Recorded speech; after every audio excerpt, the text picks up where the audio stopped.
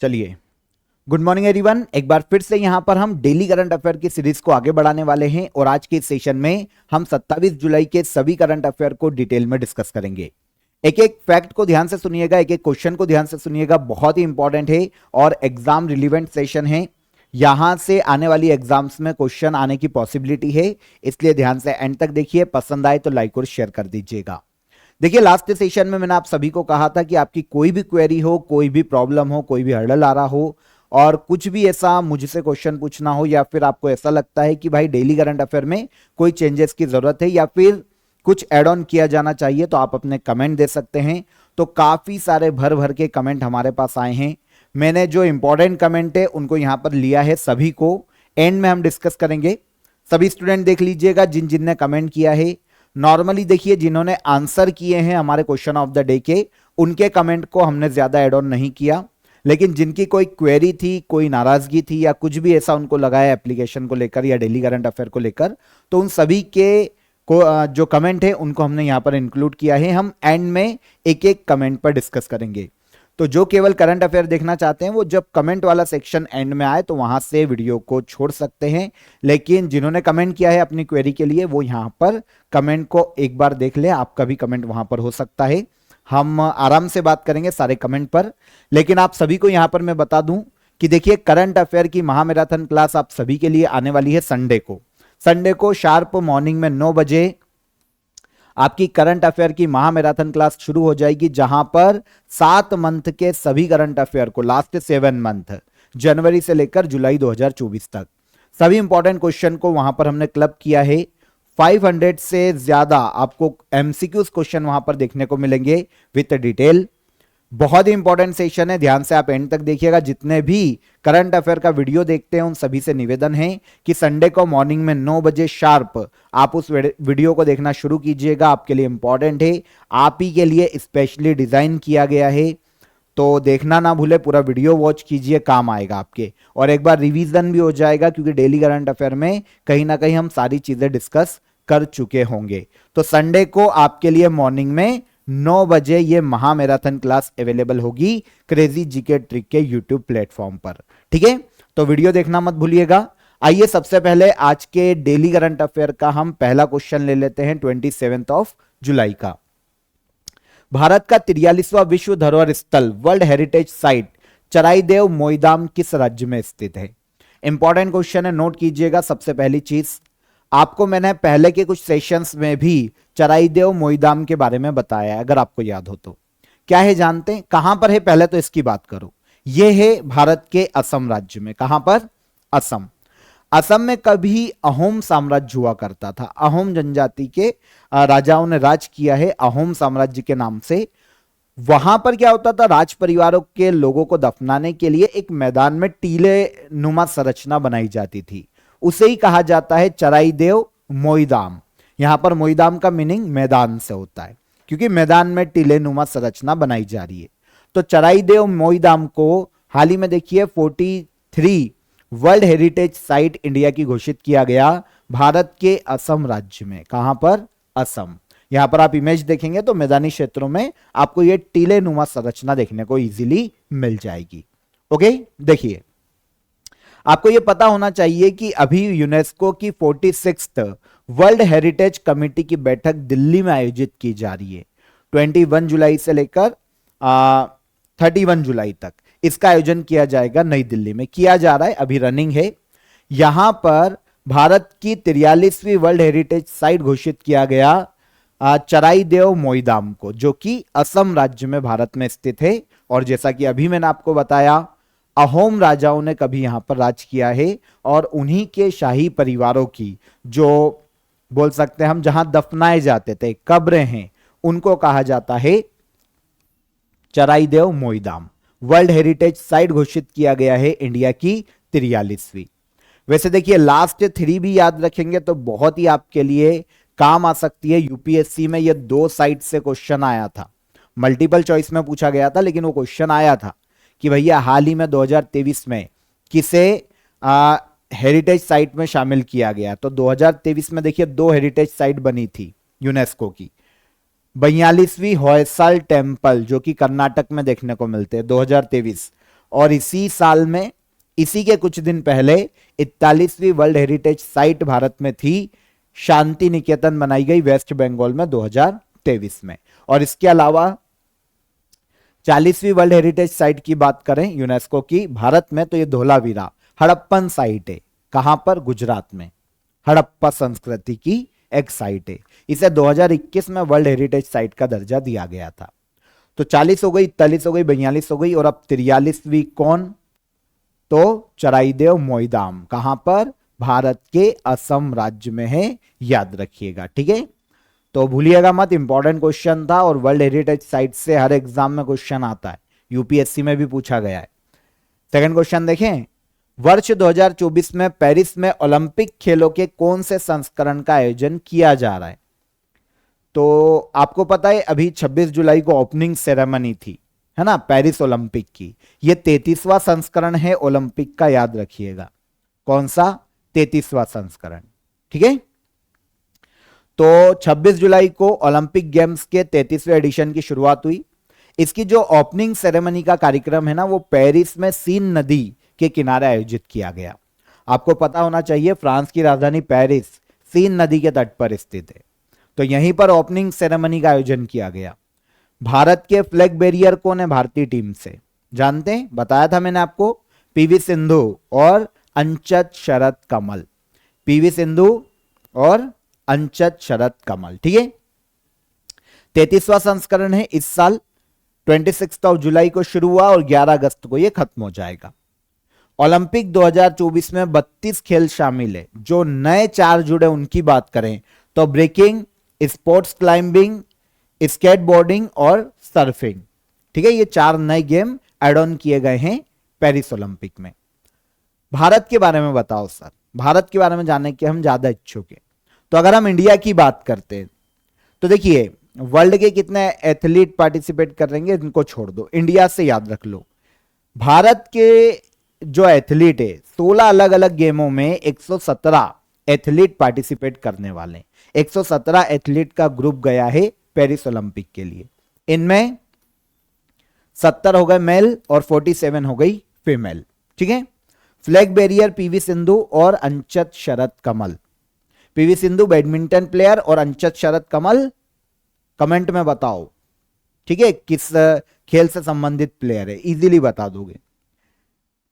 Chef D mission, ये भी मैंने आपको बताया था किसे घोषित किया गया, तो ये गगन नारंगे, ये आर्चर है भारत के, बोल सकते, सॉरी आर्चर नहीं, निशानेबाज, शूटर है ना, शूटर है गगन नारंग, ठीक है। आगे आते हैं, कोर्स ऑफ द डे बता देता हूं आपको, इजीली समझना, क्योंकि रेलवे की वैकेंसी अनाउंस की है सेंट्रल ने, नॉन टेक्निकल एनटीपीसी। तो आप सभी के लिए रेलवे का टारगेट बैच अवेलेबल है, काफी बार मैं आपको बता भी चुका हूं। रेलवे की 2024 में जितनी भी एग्जाम से एक कमेंट भी आया था कि सर रेलवे का अलग अलग सेक्टर की उन्होंने एग्जाम के नाम लिए थे, तो ऑल ओवर रेलवे यहां पर आपका कवर हो जाएगा, चाहे आप रेलवे की किसी भी एग्जाम की प्रिपरेशन कर रहे हैं। काफी नॉमिनल चार्जेस हैं, लिंक आपको डिस्क्रिप्शन में दी गई है, आप वहां पर क्लिक करके डायरेक्ट रेलवे का टारगेट बैच अवेल कर सकते हैं। बायलिंगुअल है, आप हिंदी मीडियम के स्टूडेंट हैं, इंग्लिश मीडियम के स्टूडेंट हैं, दोनों के लिए ये आपके लिए काम का है, ठीक है। तो इजीली अवेल कर सकते हैं, काफी नॉमिनल चार्जेस है। यहां पर आपको मैथ्स, रीजनिंग, जो भी आपको आपकी रेलवे की एग्जाम में पूछा जाता है वो सब कवर हो जाएगा, ठीक है। सिंगल बैच में ऑल ओवर रेलवे की सारी एग्जाम कवर हो जाएगी। तो जल्दी कीजिए, लिंक आपको डिस्क्रिप्शन में है, यहां पर क्लिक करके आप अवेल कर सकते हैं रेलवे की टारगेट बैच। और अगर आपकी प्रिपरेशन है तो मैंने आपको कल टेस्ट सीरीज के बारे में बताया था रेलवे की, वो भी ज्वाइन कर सकते हैं। आपको रूट एप्लीकेशन और क्रेजी जीके ट्रिक एप्लीकेशन पर टेस्ट सीरीज भी मिल जाएगी। आइए थर्ड क्वेश्चन देखिए, भारत की पहली एकीकृत कृषि निर्यात सेवा किस बंदरगाह से शुरू की गई? आज का हमारा focus question. India first integrated agree export service, agriculture के क्षेत्र में एक्सपोर्ट को बढ़ावा देने के लिए और इसके अलावा इंपोर्ट को बढ़ावा देने के लिए, मतलब इंपोर्ट और एक्सपोर्ट को बढ़ावा देने के लिए भारत की पहली इंटीग्रेटेड एग्री एक्सपोर्ट सर्विस की शुरुआत की गई है जवाहरलाल नेहरू पोर्ट के माध्यम से, जवाहरलाल नेहरू पोर्ट पर। अब आपके दिमाग में क्वेश्चन आना चाहिए कि सर ये पोर्ट किस राज्य में, तो जवाहरलाल नेहरू पोर्ट हमको देखने को मिलेगा महाराष्ट्र। कहां पर? महाराष्ट्र, ठीक है। नाहवा शोवा पोर्ट के नाम से भी इसे जाना जाता है, जवाहरलाल नेहरू पोर्ट। बात करेंगे हम आगे इंडिया के जो इंपॉर्टेंट पोर्ट है उनकी हम बात करेंगे, लेकिन अभी हम ये समझे कि इंडिया की पहली एकीकृत कृषि निर्यात सेवा, ठीक है, तो स्पेशली निर्यात सेवा को बढ़ावा देने के लिए, एक्सपोर्ट को बढ़ावा देने के लिए इसे शुरू किया गया। इंपोर्ट और एक्सपोर्ट, लेकिन मेजर जो हमारा ध्यान होगा वो एक्सपोर्ट पर होगा, ठीक है। तो पहली एकीकृत कृषि निर्यात सेवा मुंबई के जवाहरलाल नेहरू पोर्ट पर शुरू की गई है, ठीक है ना, शुरू की जाने वाली है। उद्देश्य जैसा कि मैंने आपको बताया, एग्रीकल्चर में एक्सपोर्ट और इंपोर्ट क्षमताओं को बढ़ावा देना, ताकि एग्रीकल्चर में इंडिया आत्मनिर्भर बन सके, एग्रीकल्चर को इंडिया में प्रमोट किया जा सके। भारत के प्रमुख बंदरगाह की हम यहां पर बात कर लेते हैं, जो मेजर पोर्ट है हमारे, हम उनकी बात कर लेते हैं। तो हमारे पास स्पेशली 13 बड़े पोर्ट देखने को मिलते हैं। इनमें से 12 तो गवर्नमेंट के कंट्रोल में है और एक है प्राइवेट के कंट्रोल में संचालन के तौर पर, ठीक है। और 205 छोटे बड़े मध्यम लघु पोर्ट भी देखने को मिलते हैं। बड़े 13 पोर्ट है। अगर हम इंपोर्ट और एक्सपोर्ट वाला परिवहन देखें पोर्ट के माध्यम से, तो 95% जो, जैसे एरोप्लेन में भी हम काफी सारी वस्तुएं भेजते हैं, अलग अलग माध्यम से भेजते हैं, उनमें से सबसे ज्यादा जो परिवहन होता है, व्यापार परिवहन होता है, वो 95% हमारा समुद्री परिवहन के माध्यम से देखने को मिलता है। 13 मेजर पोर्ट जो इंडिया में हैं, हम उनकी एक बार बात कर लेते हैं। ध्यान से सुनिएगा, सारे पूछे जाते हैं। सबसे इंपॉर्टेंट कांडला पोर्ट, यह देखने को मिलेगा गुजरात में, ठीक है, कच्छ की खाड़ी गुजरात में। फिर हमको देखने को मिलेगा मुंबई, नाहवा शोवा पोर्ट, मुंबई पोर्ट, ठीक है। मार्मुगांव पोर्ट जो कि हमको गोवा में देखने को मिलेगा। तो नाहवा शोवा या जवाहरलाल नेहरू या मुंबई पोर्ट की बात करते हैं तो ये महाराष्ट्र में। मार्मुगांव पोर्ट ये देखने को मिलेगा भारत के गोवा राज्य में, ठीक है। फिर न्यू मैंगलोर कर्नाटक राज्य में, कोचीन केरल कोच्चि में, ठीक है। तुतीकोरिन तमिलनाडु, चेन्नई और एन्नोर पोर्ट ये देखने को मिलेंगे तमिलनाडु में। ऊपर आएंगे तो विशाखापट्टनम इंपॉर्टेंट है, आंध्र प्रदेश का पोर्ट है। और ऊपर आए तो पारादीप ओडिशा में देखने को मिलेगा। और कोलकाता पोर्ट देखेंगे हल्दिया, तो ये देखने को मिलेगा हमको पश्चिम बंगाल राज्य में। तो ये हमारे इंपॉर्टेंट, एक पोर्ट ब्लेयर अंडमान निकोबार का, ठीक है। तो ये 13 बड़े पोर्ट है हमारे पास, इनको एक बार पॉज करके पढ़ लेना। ज्योग्राफी के पॉइंट ऑफ व्यू से ये क्वेश्चन काफी पूछा गया है। नेक्स्ट क्वेश्चन, हाल ही में मॉडल कौशल ऋण योजना को संशोधित किया गया है। संशोधित मॉडल कौशल ऋण योजना के तहत कितने लाख रुपए तक का लोन प्रदान किया जाएगा? देखो नाम से आपको, जब आप क्वेश्चन पढ़ेंगे तो आपको यह समझ में आएगा कि भैया संशोधित किया गया है, मतलब पहले कभी योजना शुरुआत से चल रही है, ठीक है। तो जो संशोधित रूप है ना, पहले जो योजना थी ना उसमें क्या होता था, केवल 1.5 लाख तक का ही ऋण दिया जाता था। किसको हम बात करेंगे, 1.5 लाख तक का ऋण दिया जाता था। अब इसे बढ़ाकर कर दिया गया है 7.5 लाख रुपए युवाओं को ऋण दिया जाएगा। किस योजना के तहत? मॉडल कौशल ऋण योजना। आंसर हो जाएगा आंसर डी। ऋण को बढ़ाकर, जो लोन है उसको बढ़ाकर कितना कर दिया गया? 7.5 लाख रुपए, ठीक है। देखिए अभी आपको पता है फाइनेंस मिनिस्टर निर्मला सीतारमन ने बजट पेश किया था और उसमें उन्होंने घोषणा की थी मॉडल कौशल ऋण योजना की। इसी के तहत 25 जुलाई को सेंट्रल गवर्नमेंट का जो कौशल विकास एवं उद्यमिता मंत्रालय है, इसके राज्य मंत्री है जयंत चौधरी। इन्होंने संशोधित आदर्श कौशल ऋण योजना की शुरुआत की घोषणा की है, ठीक है।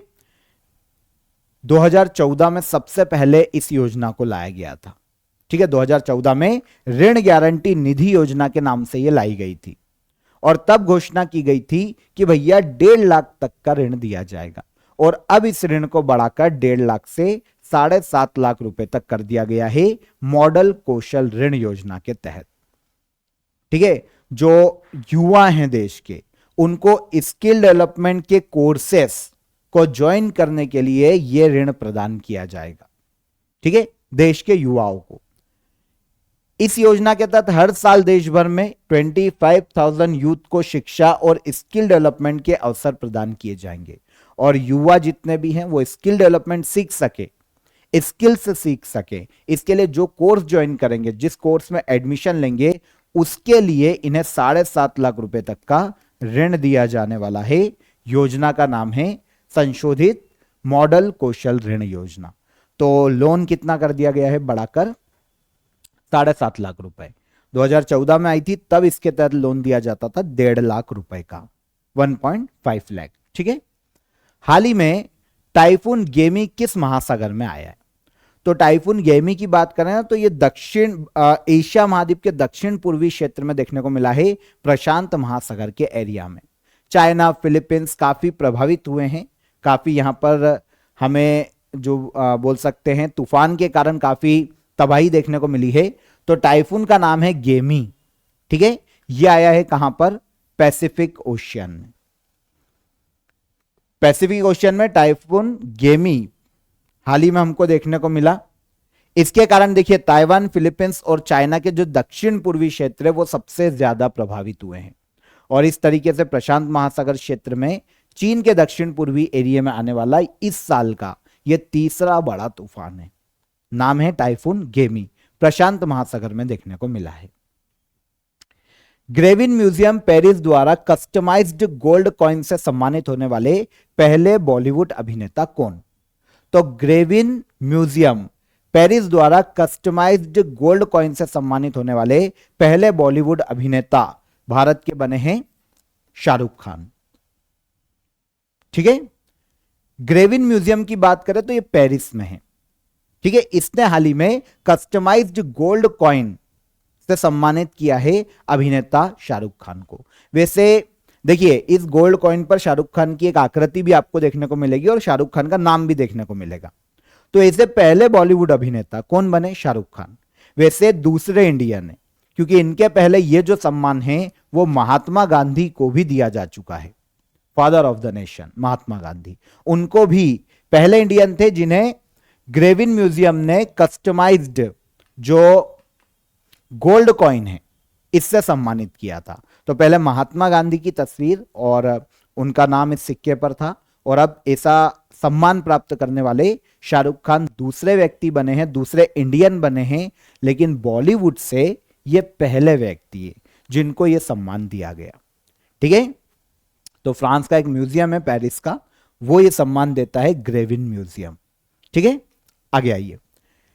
आसियान के विदेश मंत्रियों की 57वीं बैठक का आयोजन किस देश में किया गया? तो आसियान जानते क्या है? दक्षिण पूर्वी एशियाई देशों का एक संगठन है जो कि आपस में शांति और सुरक्षा के लिए काम करता है। इसके जो फॉरेन मिनिस्टर है उनकी 57वीं मीटिंग या बैठक का आयोजन किया गया है लाओस, दक्षिण पूर्वी एशियाई देश लाओस। ठीक है। लाओस की कैपिटल वियंतियाने में विदेश मंत्रियों की बैठक का आयोजन किया गया। भारत के फॉरेन मिनिस्टर एस जयशंकर ने इसमें पार्टिसिपेट किया। और इस दौरान दक्षिण पूर्वी एशियाई देशों में जब यह सम्मेलन हो रहा था विदेश मंत्रियों का, तो इंडिया और चाइना के लैंड बॉर्डर का जो डिस्प्यूट है उस पर भी चर्चा की गई, और साथ ही साथ आसियान कम्युनिटी विजन 2045 को लागू करने के लिए भी इस पर्टिकुलर प्रोजेक्ट की समीक्षा की गई।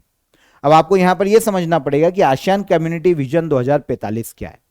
तो 2045 तक आसियान देशों के मध्य में पूरी तरीके से शांति, सहयोग, स्थिरता और आर्थिक विकास को डेवलप कर लेना आसियान कम्युनिटी विजन 2045 का मुख्य उद्देश्य है। ठीक है। तो इन सब मुद्दों पर चर्चा हुई है। आसियान देशों के जो विदेश मंत्रियों की 57वीं बैठक है, आयोजन कहां किया गया? 2024 में लाओस में। ठीक है, याद रहेगा। 8th क्वेश्चन पर आइए। वर्ल्ड हेरिटेज कमेटी के 46वें सत्र के दौरान भारत ने किस देश के साथ कल्चरल प्रॉपर्टी एग्रीमेंट पर समझौता किया है? एक क्वेश्चन इसका पहले भी आया था। वर्ल्ड हेरिटेज कमेटी की बैठक है 46वें सत्र की, आयोजन कहां पर? नई दिल्ली में। ठीक है। यहां पर इंडिया ने कल्चरल प्रॉपर्टी एग्रीमेंट समझौता साइन किया है अमेरिका के साथ। किसके साथ? अमेरिका के साथ। है क्या समझौता? तो अमेरिका में जितनी भी, देखिए दोनों के बीच समझौते का मतलब यह है कि इंडिया में अगर अमेरिका की कोई वस्तु है, चुरा के कोई यहां लाया है, तो वो हम अमेरिका को वापस करेंगे, और अमेरिका में अगर कोई इंडिया की ऐसी वस्तु है तो अमेरिका वो वस्तु वापस करेगा। अब बहुत अच्छी चीज ये है कि भाई हमारे पास तो ऐसी कोई चीज है ही नहीं किसी भी देश की, तो अमेरिका से हमको वो चुराई गई जो हमारे यहां से कभी कोई किसी भी राजा के शासनकाल में या अंग्रेजों के शासनकाल में कभी भी इंडिया से कोई वस्तु कोई लेकर गया है तो वो इंडिया वापस लाई जाएगी, ठीक है ना। तो इसके लिए कल्चरल प्रॉपर्टी एग्रीमेंट साइन किया है इंडिया ने किसके साथ, अमेरिका के साथ, ठीक है, वर्ल्ड हेरिटेज कमेटी के 46वें सत्र की बैठक के दौरान। वैसे 2023 से अभी तक 105 चुराई हुई वस्तु अमेरिका से हम इंडिया ला चुके हैं और अब इसका और विस्तार किया जा रहा है। आगे आ जाइए। हरगोविंद सिंह धालीवाल को किस केंद्र शासित प्रदेश का डीजीपी नियुक्त किया गया? नाम क्या है? हरगोविंद सिंह धालीवाल। ये डीजीपी बने हैं हाल ही में यूनियन टेरिटरी अंडमान निकोबार के। Answer B, Hargobind Singh Dhaliwal union territory Andaman Nicobar के हाल ही में डीजीपी के रूप में नियुक्त किए गए। वैसे ये भारत में 1997 बैच के एक आईपीएस अधिकारी हैं। कौन? हरगोविंद सिंह धालीवाल। अभी तक न्यू दिल्ली में स्पेशल कमिश्नर ऑफ पुलिस के पद पर ये अपॉइंट थे। अब अंडमान निकोबार में डीजीपी का इनको पद दिया गया है। किसको? हरगोविंद सिंह धालीवाल को। इसके बाद आज के करंट अफेयर का सबसे लास्ट क्वेश्चन देखिए। हाल ही में किस राज्य में श्री मचेल माता यात्रा धार्मिक उत्सव की शुरुआत हुई? तो मचेल माता मेला पता है कहां आयोजित होता है? भारत की यूनियन टेरिटरी जम्मू कश्मीर में। तो इसीलिए मचेल माता की जो धार्मिक यात्रा है, जो धार्मिक उत्सव है, उसका आयोजन भी कहां हुआ? भारत के जम्मू कश्मीर राज्य में। आर्ट एंड कल्चर के पॉइंट ऑफ व्यू से क्वेश्चन पूछा जाता है। हमेशा मैं आपको बोलता हूं अगर ऐसा कोई मेला आता है, जैसे खीर भवानी मेला हमने पढ़ा था, आर्ट एंड कल्चर से ऐसे क्वेश्चन एग्जाम में बहुत पूछे जाते हैं। तो हर एक क्वेश्चन को ध्यान से सुनो, नोट करो, काम के हैं, समझो, ठीक है। जम्मू कश्मीर में हाल ही में देखिए एक किश्तवाड़ जो क्षेत्र है जम्मू कश्मीर का, जो जिला है, यहां पर आयोजित किया गया मचेल माता यात्रा या मचेल माता उत्सव, धार्मिक उत्सव। हर साल सावन के माह में इसका आयोजन किया जाता है, जुलाई अगस्त माह में, ठीक है। लगभग 45 दिनों तक यह धार्मिक उत्सव माता मंदिर पर मनाया जाता है, जो कि देवी दुर्गा को समर्पित मंदिर है। वहां पर स्थानीय रूप से उसे मचेल माता के नाम से जाना जाता है। तो मचेल माता यात्रा धार्मिक उत्सव जम्मू कश्मीर राज्य में हाल ही में आयोजित किया गया। ओके, तो यहां पर देखिए 27 जुलाई के सभी करंट अफेयर को हमने डिटेल में समझा, एक एक फैक्ट को समझा। आई होप समझ में आया होगा। अब हम बात कर लेते हैं यहां पर लास्ट डे के करंट अफेयर के रिवीजन की, ठीक है। एक एक क्वेश्चन ध्यान से सुनो, एमसीक्यूज हैं, फास्टली हम लेते हैं, फिर हम चलेंगे आगे क्वेश्चन ऑफ द डे और उसके बाद हमारे कमेंट्स। देखिए क्या पढ़ा था कल हमने, राष्ट्रपति भवन में स्थित दरबार हॉल का नाम बदलकर क्या किया गया? तो यह किया गया है गणतंत्र मंडप। सेकेंड क्वेश्चन, किसे भारत में इंटरनेशनल ओलंपिक समिति का सदस्य चुना गया भारत से? तो यह कौन है? नीता अंबानी। पढ़ा था दूसरी बार।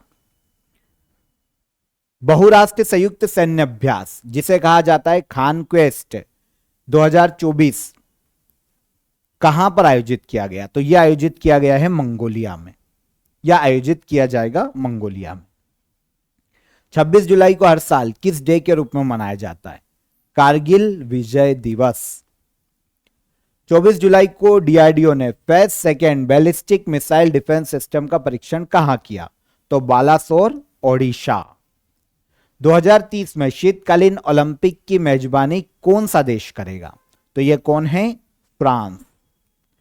किस राज्य सरकार ने टीबी मुक्त नगर पालिकाएं बनाने के लिए स्वास्थ्य नगरम मॉडल शुरू किया?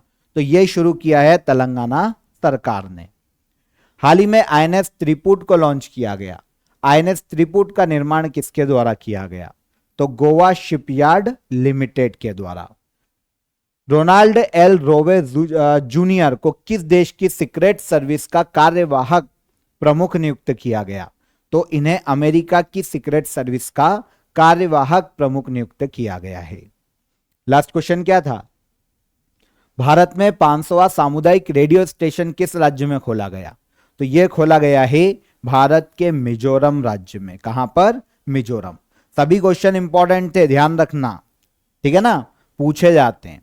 आगे आइए, कोपा अमेरिका 2024 का खिताब अर्जेंटीना ने किस टीम को हराकर जीता था? क्वेश्चन ऑफ द डे का हमारा आंसर। तो कोपा अमेरिका का खिताब अर्जेंटीना ने जीता, ये पता चल गया। इसने फाइनल में कोलंबिया की फुटबॉल टीम को हराकर यह खिताब जीता है। किसको? कोलंबिया की फुटबॉल टीम को, ठीक है। 37th नेशनल गेम्स में मेडल टेली में पहले स्थान पर कौन सा राज्य रहा? तो यह महाराष्ट्र स्टेट है। लास्ट ईयर 37वें नेशनल गेम्स गोवा में आयोजित हुए थे, महाराष्ट्र पहले स्थान पर। और T20 वर्ल्ड कप 2023 में साउथ अफ्रीका टीम के कप्तान कौन थे? तो ये थे एडन मार्क्रम, ठीक है ना, बिल्कुल सही आंसर आया है विकास राणा का। एक मिड वीडियो क्वेश्चन भी पूछा था मैंने आपसे, थॉमस बाग किस देश के हैं? तो ये जर्मनी के, ठीक है। तो बिल्कुल सही आंसर आए कोलंबिया, एडन मार्क्रम और महाराष्ट्र, ठीक है। तो यहां पर हमने एक कमेंट ले लिया जिनका बिल्कुल सही आंसर आया था। अब हम एक एक करके कमेंट की बात करते हैं। जिनको कमेंट नहीं सुनना है वो वीडियो को अब यहां से छोड़ सकते हैं, पर जिनको इंटरेस्ट है वो यहां पर कमेंट देखिए। अगर आपने भी कोई क्वेरी थी, कमेंट किया था, तो आपका भी नाम आ सकता है, ठीक है। देखिए, question of the day they दूं पहले? देखिए, आंसर कीजिएगा कमेंट में। Asian games 2023 Bharat medal tally में कौन से स्थान पर था? एशियन गेम्स 2023 में भारत मेडल टेली में कौन से स्थान पर रहा है? भारत का पहला विश्व धरोहर स्थल कौन सा था? और 106वां संविधान संशोधन किससे संबंधित है? तीनों का आंसर कीजिएगा कमेंट बॉक्स में। अब आ जाइए, एक एक करके आपके कमेंट ले लेते हैं। देखिए, दिखाई ना दे तो मैं आपको पढ़ के बता देता हूं।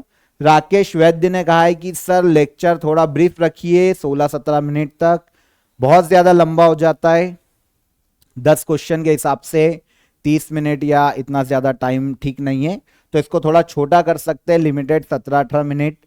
तो देखिए राकेश जी, अगर एक क्वेश्चन को मैं नॉर्मली अगर 2.5 मिनट भी, मैं तो बोल रहा हूं 2 मिनट भी अगर समझाऊंगा तो 20 मिनट वैसे भी होते हैं। उसके बाद रिवीजन क्लास में आपको करवाऊंगा, क्वेश्चन ऑफ द डे बताऊंगा, तो उसमें देखिए थोड़ा समय लगता है। और अगर आप एस्पिरेंट हैं किसी भी एग्जाम के, तो आपके पास 5-10 मिनट, मुझे लग रहा है इतना तो आपके पास एक खाली चीज समय होना चाहिए कि आप इतना मैनेज कर पाए। और वैसे भी ऐसा नहीं है कि 25 मिनट का वीडियो कभी 1 घंटा या 1.5 घंटा हो रहा है, 5-10 मिनट ऊपर नीचे चलता है, ठीक है। आप इतना मैनेज कर सकते हो, उम्मीद करता हूं, ठीक है। जरूरी है आपके लिए, अगर मैं बिना डिटेल बताए आगे बढ़ जाऊंगा तो देखिए, अगर आप चाहते हैं, यहां पर आपने ये भी मेंशन किया है कि सर डिटेल को कम डिस्कस किया करें या किया जाए, तो उसके लिए देखिए फिर मैं पीडीएफ भी आपको देता हूं, वहां पर आप डायरेक्ट आंसर टिक करके उसको पढ़ के भी आपका काम हो सकता है। लेकिन आप वीडियो देखने आए क्योंकि आपको समझने की इच्छा है चीजों को लेकर, तो इसलिए आपको टाइम देखना मुझे नहीं लगता सही है। तो काफी जो कमेंट है वो हमारे नॉर्मली टाइम को लेकर और एक एड को लेकर कि सर एड कम यूज करें, उनकी भी हम बाद में बात करेंगे। तो देखिए, यहां पर या तो आपके पास पीडीएफ का भी ऑप्शन है, फ्री पीडीएफ है, वहां पर आप डायरेक्ट आंसर देखकर, थोड़ा सा डिटेल ना पढ़ना चाहे तो आंसर डिटेल में से देख लो और आप वहां पर रिवाइज कर सकते हैं, तो आपका समय बच जाएगा। अन्यथा देखिए 30 मिनट तो आपके पास होना चाहिए, क्योंकि किसी भी एग्जाम में करंट अफेयर यहीं से होकर गुजरेगा, ठीक है। इसके बाद वीरेंद्र का कमेंट है, सर केवल जुलाई का ही फ्री पीडीएफ मिल रहा है, शायद डेली करंट अफेयर का ये कहना चाह रहे हैं कि एप्लीकेशन क्रेजी जीके ट्रिक की जो एप्लीकेशन है वहां पर जुलाई मंथ का ही अवेलेबल है। तो देखिए, आपकी जो क्वेरी है वो मैंने एड्रेस कर ली है, मैं कोशिश करूंगा कि जल्द से जल्द आपको क्रेजी जीके ट्रिक एप्लीकेशन पर भी जो प्रीवियस मंथ की डेली करंट अफेयर की पीडीएफ है वो अवेलेबल मैं करवा सकूं, तो आप वो मुझ पे छोड़ दीजिए, मैं करवा दूंगा। रूट एप्लीकेशन पर वैसे सारी पीडीएफ अवेलेबल है पिछले मंथ की भी, तो आप वहां से भी ज्वाइन कर सकते हैं, नहीं तो क्रेजी जीके ट्रिक में मैं अपडेट करवा दूंगा, ठीक है। और मोनाज जर्नी, ये एक कोई पेज है, सर प्लीज क्या आप पहले जैसे स्लाइड बना सकते हैं क्या, मतलब हिंदी इंग्लिश को सेपरेट कर सकते हैं क्या? देखिए, यहां पे क्या होता था, मोनाज जर्नी जो भी आप हैं आप सुने, हिंदी इंग्लिश जब मैं अलग रखता था ना तो इंग्लिश बोलने में नॉर्मली नहीं आती, क्योंकि हमारी जो ऑडियंस है अधिकतर वो हिंदी मीडियम की, तो उनकी भी जो वर्ड है उस पर कमांड हो, इसलिए हम कोशिश करते हैं कि बायलिंगुअल ही उसको मिक्स कर लेते हैं, ताकि हिंदी मीडियम के भी समझ पाए, इंग्लिश मीडियम के भी समझ पाए और दोनों लैंग्वेज आपकी स्ट्रांग हो सके, ठीक है। तो ये फॉर्मेट अगर आगे चलकर ऐसा लगता है चेंज करना चाहिए तो हम कुछ सोचेंगे चेंज करने के लिए, ठीक है। पंकज साहू, तो साहू जी का कहना है कि भैया सर आरआरबी एनटीपीसी के लिए कोर्स लॉन्च कीजिए। तो देखिए मैंने आपको रेलवे का टारगेट बेच बताया है, वो सारी एग्जाम के लिए आपके काम आ जाएगा, ठीक है। डिस्क्रिप्शन में लिंक है, आप ज्वाइन कर सकते हैं। फिर कृष्णा मौर्य, सर आपने आज खुद फीडबैक देने को कहा है, मेरा वही आपसे सवाल है सर, वीकली रिवीजन बंद कर दीजिए तो 4 डे का हमारा करंट अफेयर का लॉस होता है, इनका कहना है मौर्य जी का। तो देखिए मौर्य जी, संडे को जो आपका वीकली करंट अफेयर है वो 6 दिन का आपका रिवीजन है, समझो। और जो संडे के करंट अफेयर है वो आपके मंडे नहीं तो मंगलवार को कवर हो जाते हैं सारे की सारे। देखिए केवल पढ़ना ही इंपॉर्टेंट नहीं होता, रिवीजन और हमारी परफॉर्मेंस चेक करना भी इंपॉर्टेंट है, इसलिए वो सेशन आपका वहां पर रखा गया है। अन्यथा आपको मंगलवार को सोमवार को जो करंट अफेयर जाते हैं उसमें संडे कवर हो जाता है, ठीक है। तो वहां पर आपका कवर हो जाएगा, टेंशन मत लो। तृप्ति तिवारी, इनका कहना है sir course of the day में बता दीजिए करिए कि क्या एमपीपीएससी के लिए भी यूजफुल है या अदर एग्जाम के लिए भी। तो उनसे मैं कहना चाहूंगा, देखिए मैं आपको बता देता हूं, सिविल सर्विसेज के लिए अगर कोर्स है तो वो एमपीपीएससी या किसी भी स्टेट पीसीएस के लिए काम का है। बाकी वनडे का तो रेलवे एसएससी अलग अलग ही होता है, तो वो मैं आपको वैसे भी इन्फॉर्म कर ही देता हूं। Nice session sir, doesn't matter, अगर सेशन थोड़ा ज्यादा देर का हो जाता है नॉलेज अच्छा मिलता है और वो मैटर करता है, निधि शर्मा का कहना है। तो Nidhi Sharma thank you very much, आप इस चीज को समझ पा रहे हैं कि 5-10 मिनट में कुछ नहीं होता है। देखिए हम रील्स घुमा के उंगली से रील्स स्क्रॉल करने में 10 मिनट बर्बाद कर देते, यहाँ पे हमें 2 नई चीजें पढ़ने को मिलती है, तो ये इंपॉर्टेंट है, ठीक है। इनकी आईडी मेरे को समझ नहीं आ रही है, चलिए ठीक है सर, पीडीएफ डार्क मोड में लाया करो, इनका कहना है। तो मतलब डार्क मोड मतलब ब्लैक पीपीटी यूज करें, ठीक है। आपकी क्वेरी को एड्रेस किया है, इन फ्यूचर अगर होगा तो हम कोशिश करेंगे कि ऐसा कुछ आपके लिए चेंजेस करते रहें।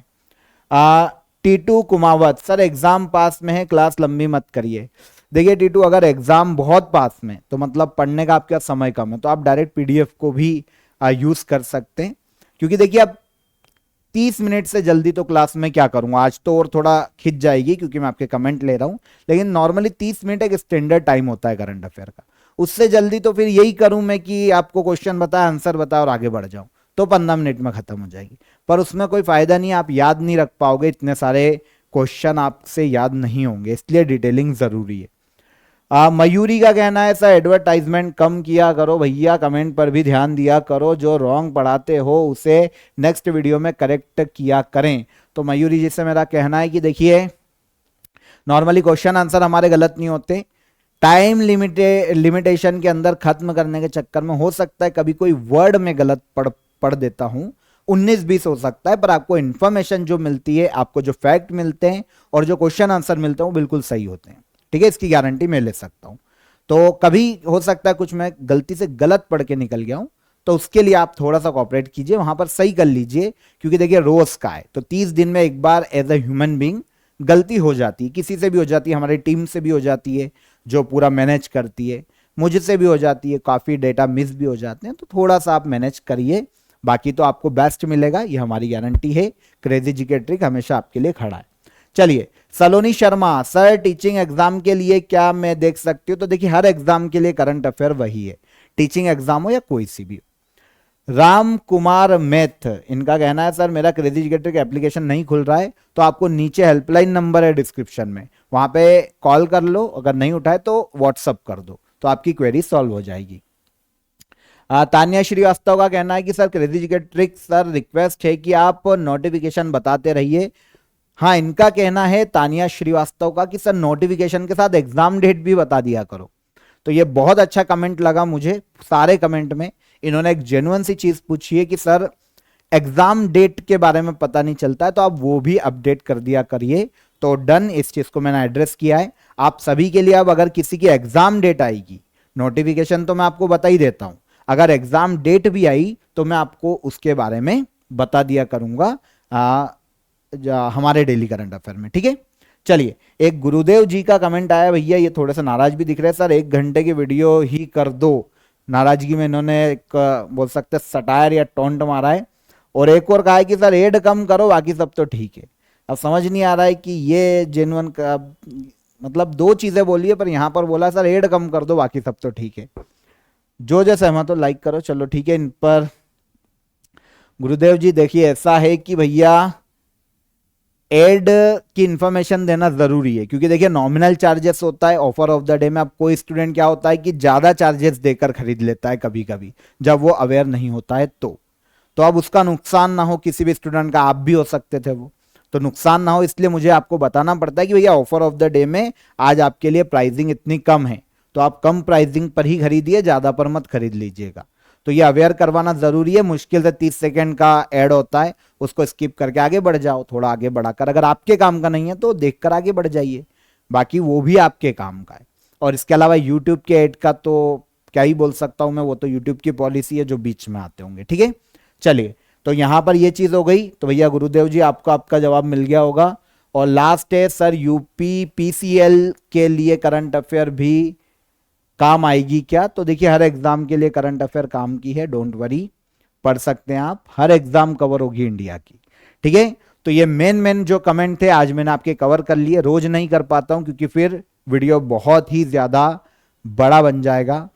तो आई होप आपकी सारी क्वेरी सॉल्व हो गई होगी। देखिए जो कमेंट करते हैं ना आप सभी, वो कोशिश कीजिए कि जो अपने वर्ड्स होते हैं ना वो बहुत ही पोलाइट रखें आप। पोलाइट रखेंगे ना तो मुझे पढ़ने में अच्छा लगेगा और मैं आपके कमेंट को शामिल कर पाऊंगा। क्रिटिसाइज करिए, नो डाउट, क्रिटिसाइज आपका अधिकार है एज अ ह्यूमन बीइंग या संविधान के तौर पर ले लो, आप क्रिटिसाइज करिए, मौलिक अधिकार है आपका। पर शब्दों को थोड़ा सा चयन सही करिए, पोलाइट रखिए, तो मैं आपके कमेंट पढ़ते वक्त खुश होऊंगा कि कितनी जेन्युइन चीज बोली है। ठीक है, और अगर आपको लगता है डेली करंट अफेयर में कोई चेंजेस लग रहे हैं तो वो भी आप बता दीजिए। ठीक है, तो आज का सेशन यहीं पर हम एंड करते हैं, फिर मुलाकात करेंगे नेक्स्ट डे के करंट अफेयर में। इसी तरह जुड़े रहिए, साथ रहिए, बहुत लंबा सफर है। फिर मुलाकात करेंगे नेक्स्ट डे के करंट अफेयर में। जय हिंद, जय भारत।